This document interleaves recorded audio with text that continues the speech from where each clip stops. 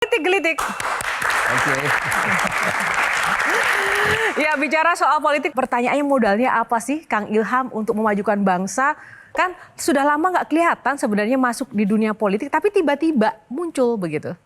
Saya kira negara ini kalau mau maju, kita kan punya target yang besar, mau menjadi Indonesia emas. Kita lihat contoh-contoh lain negara di Asia misalnya, Jepang, Korea, Tiongkok, mereka itu menjadi maju. Kenapa? Karena industri. Karena industri. Karena industri. Kalau kita lihat ya 30 tahun yang lalu, siapa yang mau beli mobil Cina? Nggak ada. Mocin pun tidak laku dulu karena memang kualitasnya kurang baik. Tapi sekarang, jangankan mobil dan sepeda motor. Kita naik Wush tiap beberapa hari naik Wush, misalnya saya dengan Bandung, Jakarta itu kan sering banget. Itu teknologi Cina gitu ya.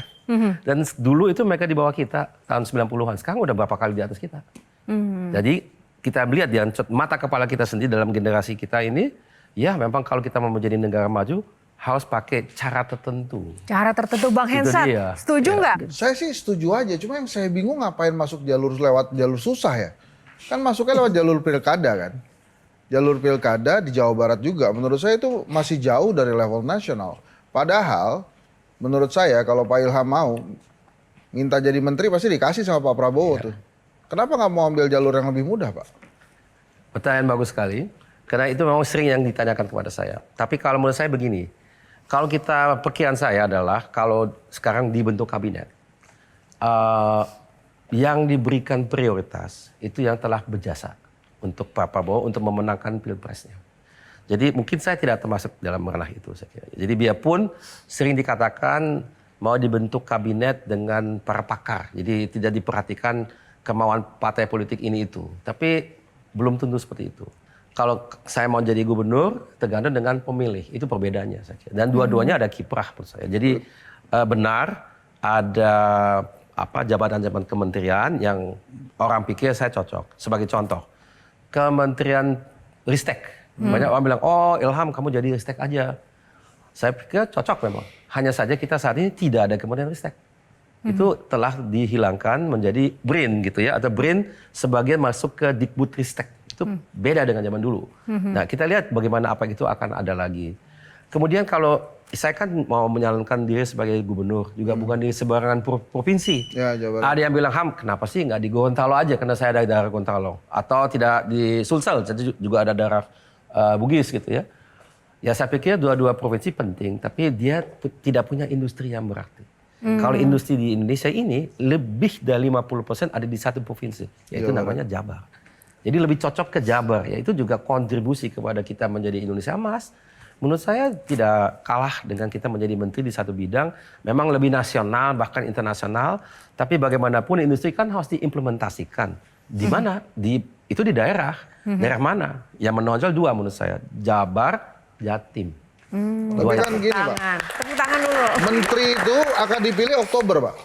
Sementara pilkada baru November, tapi dalam perjalanan misalnya, kemudian Pak Prabowo minta Kang Ilham sebagai menteri, akan take menteri atau tetap maju ke Pilgub? Saya kira di situ ada kendala waktu. Karena kalau kita mau nyalon sebagai gubernur, pendaftarannya adalah tanggal 27 Agustus. Jadi kalau dipilih seandainya sebagai menteri itu 2 bulan kemudian, di mana sudah kampanye berjalan 2 bulan atau sebulan. Kemudian udah kita berinvestasi cukup banyak orang punya harapan.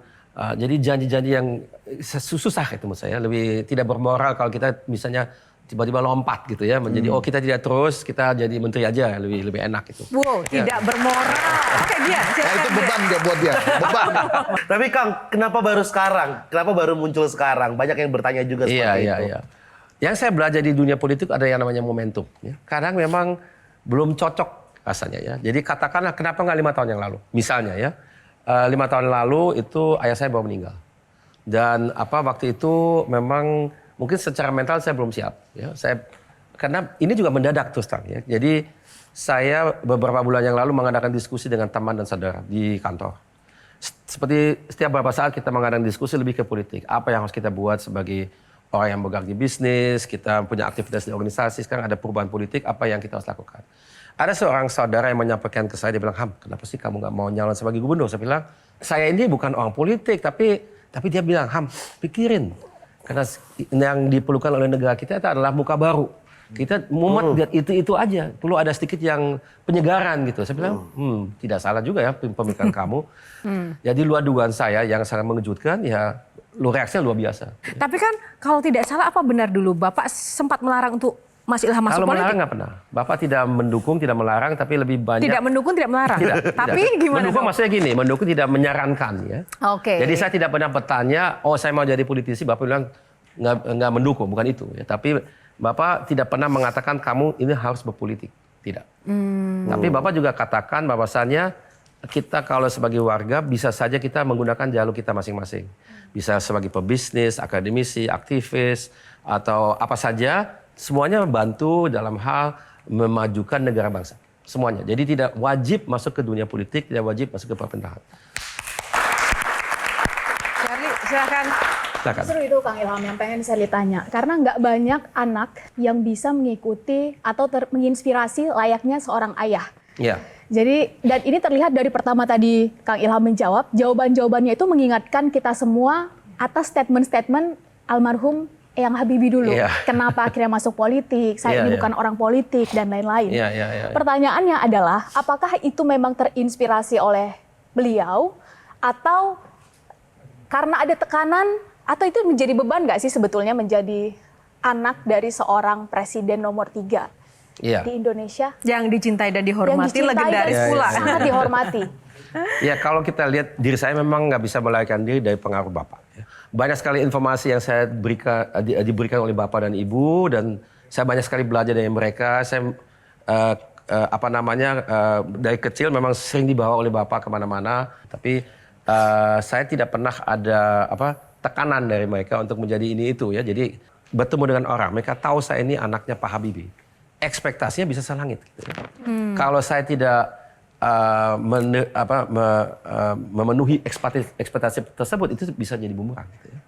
Dan ada juga tidak semua orang berpikir positif. Ini mungkin kebetulan positif ya. Jadi saya jadi ini memang sebagian kena Bapak dan Ibu, tapi sebagian juga kena saya sendiri. Dan ada proses yang dilakukan sendiri Ada juga. proses, harus jelas ada proses, benar. Oke, sedikit saja Kang Maman. Jam tangan ini dipakai oleh Pak Habibie sejak kapan?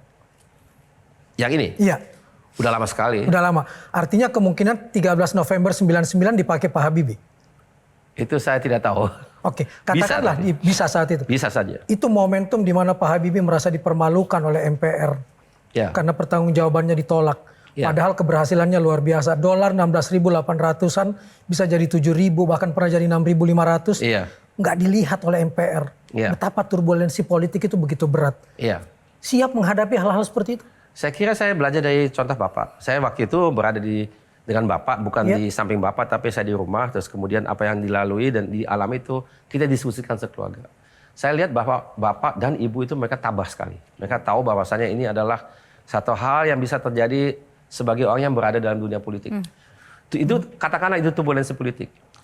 Kalau kita naik pesawat, kita siap dengan turbulensi. Jadi kalau kita berharap tidak ada turbulensi, ya kalau kita beruntung tidak ada turbulensi. Tapi kalau ada, ya jangan kita kaget-kaget. Ya, memang itu bagian daripada alam gitu ya. Yeah. Begitupun juga di politik. Tapi yang penting apa? Kita jangan jadi korban. Korban itu ya menang kalah juga bagian daripada bagian politik gitu ya. Baik, terima kasih.